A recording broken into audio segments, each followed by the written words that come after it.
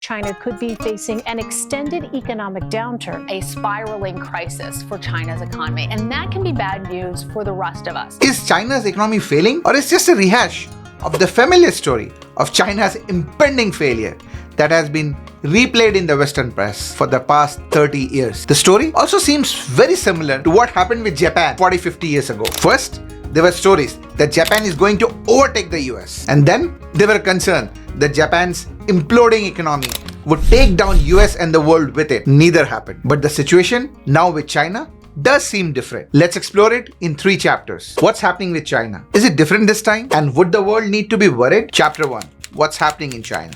Let's discuss the core issues which are threatening to crack open the facade of Chinese economic dominance. First is the real estate crisis. The real estate sector, once the bedrock of China's financial might, is now mired in debt and despair. Recent reports highlights Evergrande's total liabilities skyrocketing to $300 billion, evoking fears of a systemic collapse that could send ripples across the global real estate market. And the debt problem is not limited to companies like Evergrande. It has been reported that the local government debt is massive. Chinese local government debt is estimated to be between 10 to 20 trillion dollars. Most of it are in the form of shell companies known as LGFV. Local government financing vehicles. The way it works is very funny. Local government gives the land users right to these companies for real estate development. Then these companies go to the bank and get loans secured by these lands, which are owned by the government, not these companies. And such loans are used to fund real estate projects. It's like creating money out of thin air. Next, financial sector distress. The Chinese financial sector is also facing the tremors of escalating debt. They are sitting on a lot of distressed assets, and the threat of default looms large. Again, it has ignited fears of a contagion that could ripple across the global economy. The financial sector in China is facing many headwinds. Consumer spending and retail sales have witnessed a decline in China, with households becoming more conservative with their spending amid the rising uncertainties, just like here in US. But consumer spending is a vital engine for economic growth, and its decline can have a major impact on overall economic health. The allure of Chinese market has really dimmed for the foreign investor due to a variety of factors that includes regulatory crackdown and general economic volatility. Direct investment by foreign companies has reduced from about 400 billion in 2020 to just 20 billion in 2023. China's lowest annual level in 2 decades. Along the global manufacturing hub, China is staring at employment stumbling, with unemployment at 5.5% in the first quarter of 2023. On the other hand, more and more youth are coming out of colleges and universities. In fact, the rate of post-graduation has increased by 135% since 2017. But now more individuals are vying for even fewer job opportunities. And that's a big challenge for China. Next is population collapse. China's population fell last year for the first time in 6 decades. A historic turn that is expected to mark the start of a long period of population degrowth with profound implication for its economy and the world. Much of the demographic downturn is the result of China's one-child policy imposed between 1980 to 2015. Another reason is the sky-high cost of education in China that has put off many couples from having more than 1 kid or having any kids at all. So what does this mean? This means that China will get old before it gets rich, slowing its economy. As revenue drops and government debts increase, it has to increase more spending on welfare and health costs. Chapter 2.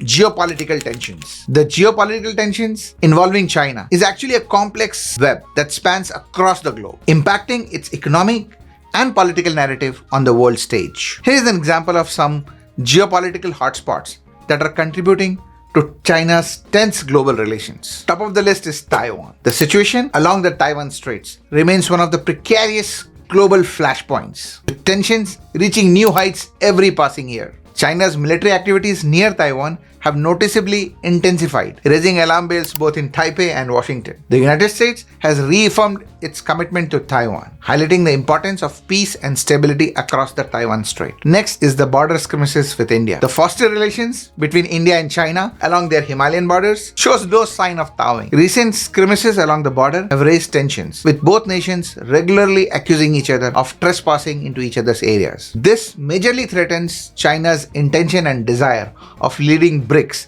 as an alternative to US-led global economic order. In fact, I have made a full interesting video on that. I'll put a link over here for you to go watch that. Next is the European discontent. Europe's stance towards China has been growing colder, both due to economic issues as well as concerns around human rights. The European Parliament, in fact, froze the ratification of a new trade pact with China, citing human rights abuse and lack of commitment to labor rights. Italy's recent decision of withdrawing from the Belt and Road Initiative reflects a more fundamental strategic rethink of China in Europe. And finally, the relationship with US. The diplomatic relationship and atmosphere between US and China continues to be very chilly. They are regularly marked by accusations of espionage and technological theft. The US National Counterintelligence and Security Center has warned that China's new anti-espionage law poses a grave threat to international business. A lot of experts and former officials have really been imploring Washington to take action against Chinese espionage that has enabled China to develop advanced weaponry. US lawmakers have grown increasingly concerned with open technology sharing with China. Many restrictions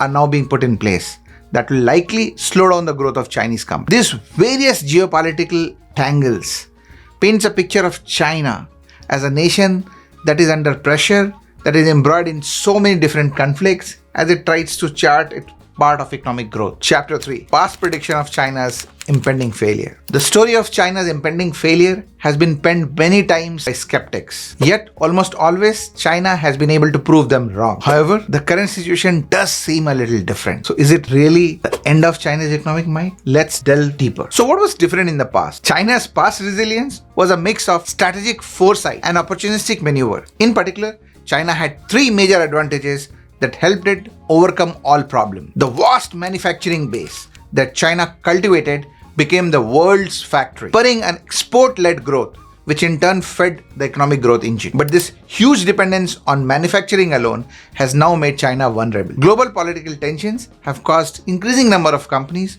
to look to move their manufacturing out of China to avoid concentration and supply chain risk. China's manufacturing activity fell unexpectedly in April for the first time in 3 months. Result? Manufacturing is under tremendous pressure. China had an enormous labor pool that provided the required manpower to power the manufacturing juggernaut. And government's policies also acted as a catalyst to move this manufacturing and labor story forward. But now, China's population is in significant secular decline. The one-child policy has done immense harm. The fertility rate cannot be reversed for almost next 50 years. The world's factory is now running out of workers. Third, the dragon's appetite for innovation and infrastructure development further helps cement its economic dominance. But now, the USA and the world has woken up to the challenge from China. They have become very protective of the technological advantages that the West has. With controls on semiconductors and advanced AI technologies, the West just may be able to damage China's march to technological supremacy. China will suffer unless it can figure out a way to collaborate with the West. And that looks increasingly impossible now. Chapter 4.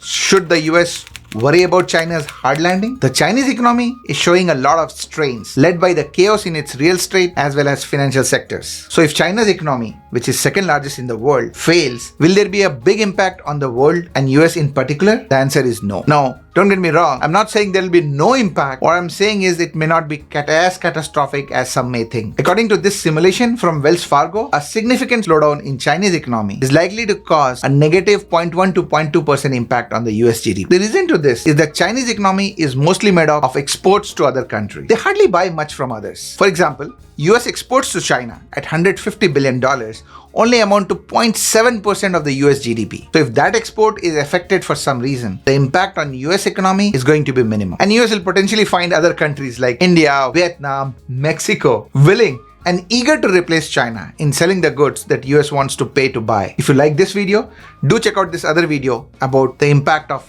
China's significant holding of US debt. Please also like this video and subscribe to the channel.